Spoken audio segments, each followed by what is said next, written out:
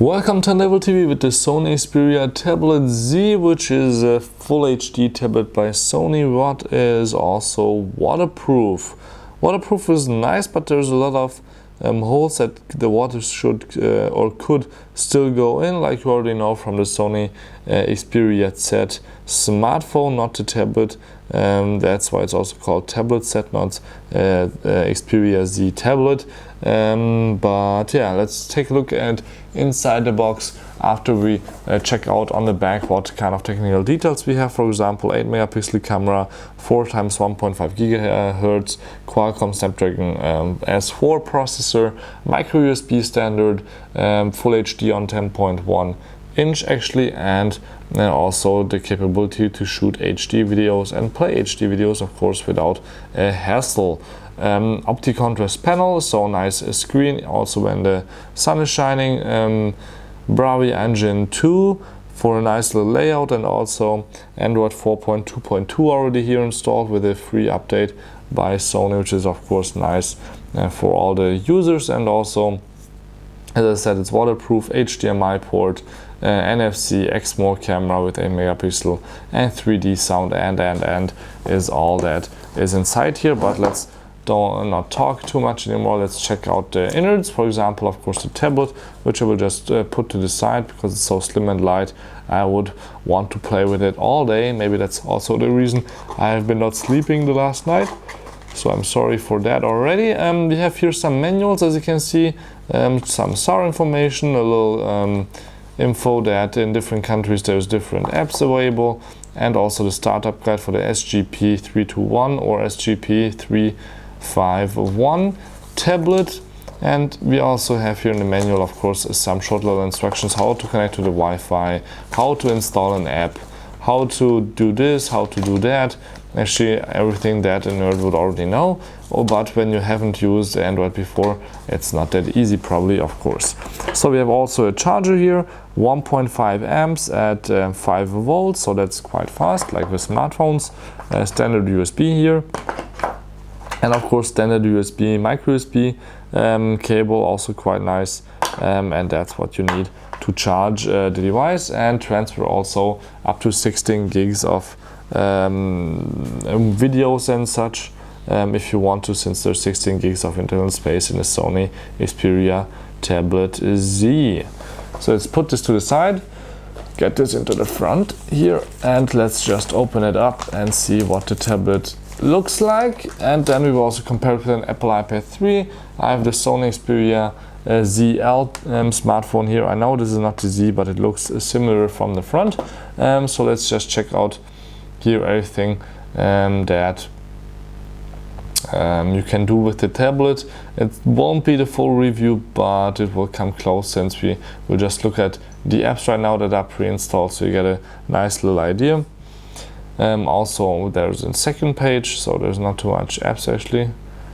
Just the screen is big. On Full HD you can of course put all kinds of apps here, but I already installed 2 that I will need for the review, which is of course coming up also soon. And as you can see, it's smooth, fast, nothing laggy, everything is perfect. Let's just start the camera. We can see here a really tired Balazs, and that's me here. And it's also fast, HD, but not too HD. If you go back to the front camera, that looks actually quite nice, a fast, really live,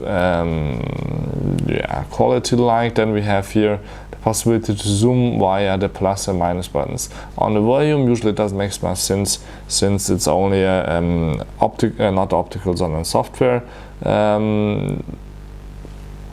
zoom, which means it will just make the pixels look bigger. And you can of course also use 2 fingers for this action. Actually, the camera is right here on the back, where we have this beautiful rubber back cover of the Sony Xperia Tablet Z.